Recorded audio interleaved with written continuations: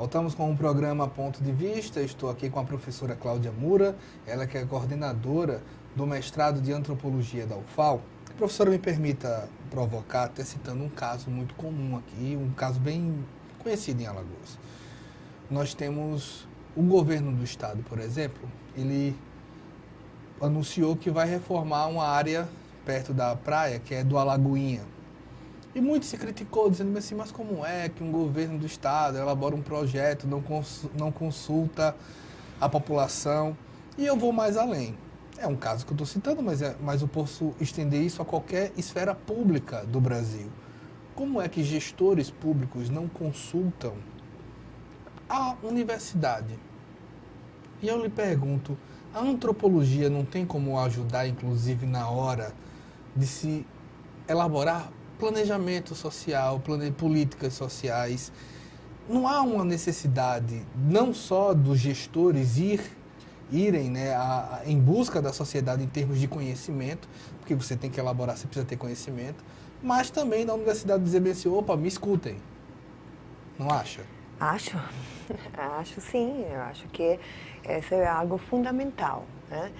No caso da antropologia, né, não apenas no conhecimento científico geral, mas no caso da antropologia, a antropologia nasce em campo, né? Nasce com a pesquisa de campo e continua, né, sendo a base, a tradição da antropologia. O que significa isso? Que as nossas produções de conhecimento são viabilizadas só e apenas através da construção de uma relação com os sujeitos das nossas pesquisas. Vocês não estão pesquisando em quatro paredes, né? Absolutamente, nada disso. Não estamos em um laboratório apartado, nós estamos em campo, né? Isso quer dizer que há uma construção dialógica, um diálogo com esses sujeitos, né? E isso implica necessariamente um compromisso com esses sujeitos e com as reivindicações. Portanto, o conhecimento antropológico, como eu dizia antes, não é apenas um desenvolvimento científico para dentro dos muros da universidade, mas ele é relevante justamente porque ajuda a conhecer uma realidade e acompanhar, né, as reivindicações desses sujeitos com os quais trabalhamos, né, um conhecimento a serviço também deles. A questão sempre teve se pensou, né, que o papel, por exemplo, do antropólogo é aquele do mediador entre o Estado e as populações com as quais trabalhamos.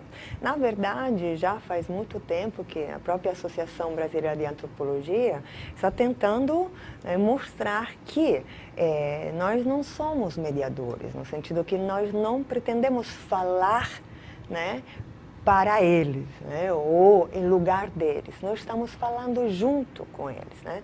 O que os antropólogos estão fazendo nos últimos tempos é justamente abrir espaço para que essas vozes possam ser ouvidas, né? E, necessariamente, todas as políticas públicas ou qualquer tipo de projeto deveria consultar, né, esses sujeitos que serão os primeiros que serão atingidos. Não há, de uma certa maneira, uma justificativa pelo que se analisa das políticas públicas e do que é a realidade numa análise antropológica? Não há eu deixo de buscar, eu gestor público, eu deixo de consultar Cláudia Moura, porque eu sei que o que eu vou ouvir dela não vai bater com o que eu quero fazer? Certamente. Infelizmente, né? Há um medo do conhecimento. O medo do conhecimento porque o conhecimento é incômodo. O conhecimento pode destruir totalmente o planejamento, né, porque não bate com visões de mundo, né, totalmente diferentes. Os destinos que as próprias coletividades com as quais estamos trabalhando, eles elaboram, né? Ele tem seus próprios projetos de desenvolvimento, né? Eles têm seus valores de como precisam se organizar. Eles têm seus conhecimentos de como gerenciar o próprio território, quando lhe é dado, né? Como, por exemplo, as populações indígenas, né? Que ainda não têm direitos garantidos, né? Quanto a reconhecimento dos próprios territórios, né? Então, a antropologia, que sempre foi aliada com essas coletividades, é bastante incômoda, né, com as políticas mais gerais do Estado. Me permita ser rasteiro para poder fazer uma provocação. A antropologia defende, no caso de uma demarcação indígena, que se cerque o território indígena e deixe o índio ser índio? É uma provocação, professor. A demarcação da terra não significa cercar, né, isolar os índios. Os índios estão em contato conosco há muitíssimo tempo. Significa, né, a demarcação reconhecer o valor que eles estão dando ao território e a possibilidade de eles se reproduzir, né, tanto fisicamente quanto culturalmente, como eles querem, né? Então, o território, a terra, é um valor inestimável para os índios. Então, não pode ser negado, né, esse direito. É claro que há uma tendência a não demarcar a terra, né, que todos os povos indígenas estão sofrendo por isso, né? Então, há uma luta, né, já há muitíssimos, eu diria séculos, né, para o reconhecimento desse direito fundamental para essas populações. Eu digo que é rasteiro pelo seguinte motivo, exemplo, não é estranho você ouvir numa população comum, de um traço médio, você dizer, mas esse índio está vestido com calça, mas esse índio tem caminhonete. Uhum. O índio tem direito a vestir calça e a ter uma caminhonete? Com certeza, com certeza. O índio é índio porque ele se define índio. Isso não quer dizer que a cultura dos indígenas ficou parada no tempo, ficou congelada no tempo, como se pensa. Então, o preconceito, esse é fruto do preconceito, o que é ser um indígena? Digamos, as imagens que foram sempre passadas do indígena unicamente da Amazônia, né, que fica nu na floresta, né, e com penas na cabeça, um cocal, né?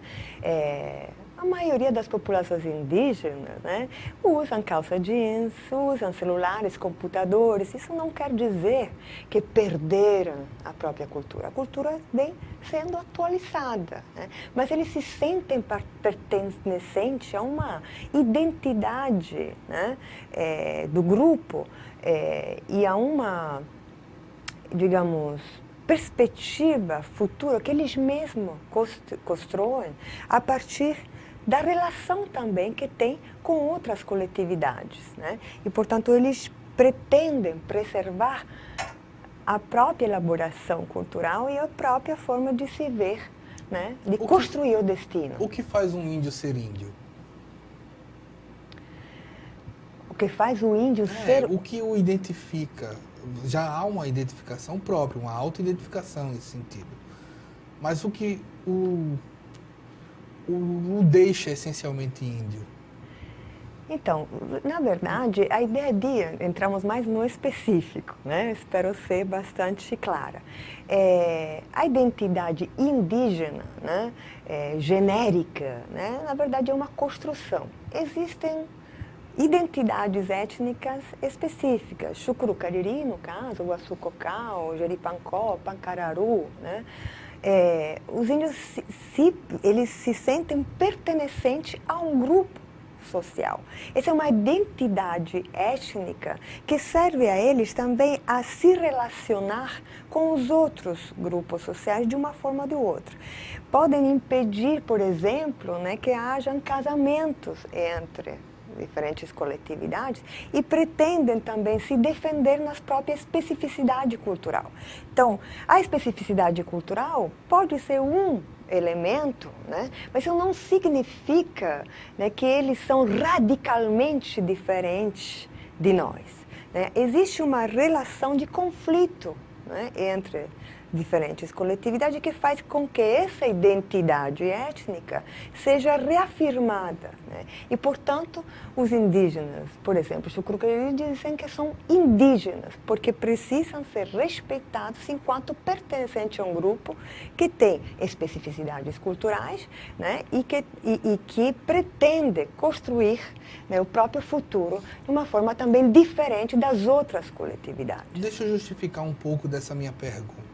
Exemplo, existe uma tese, até defendida por pessoas como o Leandro Narlock, que tipo, a dizimação, o extermínio do índio não se deu apenas de uma forma brutal, uma forma de fogo, de arma, mas que ela também se deu ao ponto que você foi transformando, entre aspas, o índio em um morador da cidade. Você foi aculturando esse índio, foi trazendo esse índio. É uma tese, não é minha, né? E que esse índio foi começando a receber nomes da de uma população portuguesa, que esse índio foi recebendo a língua, a cultura, o emprego. E isso daí, aos poucos, foi fazendo com que esse índio virasse ou perdesse algo em termos de especificidade de índio. A gente está falando de um certo momento também de não é uma coisa fixa, as coisas são mutáveis. Há algum tipo de elemento, primeiro a pergunta se você concorda com esse tipo de tese, e segundo, se há algum tipo de elemento em que tipo uma sociedade moderna, levando computadores, levando modos de vida, vamos dizer, de outras regiões, faz com que um índio perca essa especificidade. Não concordo. E, na verdade, essa é uma teoria bastante antiga, né? A teoria da aculturação, né? Digamos que é claro que o Estado sempre tentou, né, acabar, digamos, com as diferenças étnicas, né, presentes no país, sobretudo com a presença indígena, extremamente incômoda, né. O processo de integração dos indígenas ao Estado Nacional e, portanto, torná-lo um trabalhador nacional, né, e retirando dele as especificidades culturais, né, e desmembrando os próprios grupos, etc., foi um processo extremamente violento, né, e imposto pelo Estado. Isso não significa que as populações indígenas desapareceram. Isso não significa que os indígenas se aculturaram, né? Eles claramente usam itens culturais que pertencem à sociedade mais geral. Isso não quer dizer que necessariamente esses itens culturais têm os mesmos valores e os mesmos significados que nós lhe atribuímos. Eles podem, né, dar outros significados, ressemantizá-los, ressignificá-los e utilizá-los da melhor forma que eles pensarem, né, será oportuno. Então, o fato é que quando vemos os índios usando esses elementos culturais, por exemplo, da sociedade ocidental, não conseguimos mais reconhecê-los como indígenas, né? Porque temos essa ideia preconceituosa, né, que os indígenas são apenas aqueles da floresta amazônica, né? Ou pelo menos essa imagem que nos foi passada desde sempre sobre o que é ser indígena. Há quem reclama até se o índio tiver pelo, né? Exatamente, exatamente. Os indígenas estão nas nossas universidades, né? Eles são formados, eles têm, obviamente, conhecimentos pelo contato de séculos que tiveram com outros grupos, inclusive dentro da própria sociedade nacional. Isso não quer dizer que eles não são mais indígenas ou que são aculturados, né? Totalmente integrados. Eles se sentem pertencentes a grupos específicos que também cultivam especificidades culturais que talvez no próprio Estado, né, nós vemos que há algumas especificidades culturais, que são mais relativos ao âmbito da religião e dos rituais, são inclusive segredos. Então, não é possível, né, adentrar a esses conhecimentos e a essas práticas rituais. Eles mantêm o segredo. E mantêm o segredo justamente até porque, né, depois de terem sido expropriados, dizimados e forçadamente integrados, né, ou pelo menos essas tentativas de total integração da sociedade nacional, isso fez com que eles se retraíssem também. Isso não quer dizer que são isolados ou que são totalmente integrados. É na própria relação que se constrói e se relabora constantemente a diferença cultural. Portanto, não podemos olhar para os indígenas como o remanescente ou como resíduos de um passado milenar. Isso é uma visão também extremamente preconceituosa. Os indígenas, eles são nossos contemporâneos. Nós precisamos reconhecê-los como contemporâneos, né? Nós compartilhamos o mesmo contexto histórico e político deles. E, portanto, eles têm estratégias a partir das próprias experiências, né, desse contexto específico, né? Nós vamos para mais um intervalo. Certo. Na volta vamos falar mais sobre as linhas de pesquisa do mestrado. A gente volta já com o programa Ponto de Vista.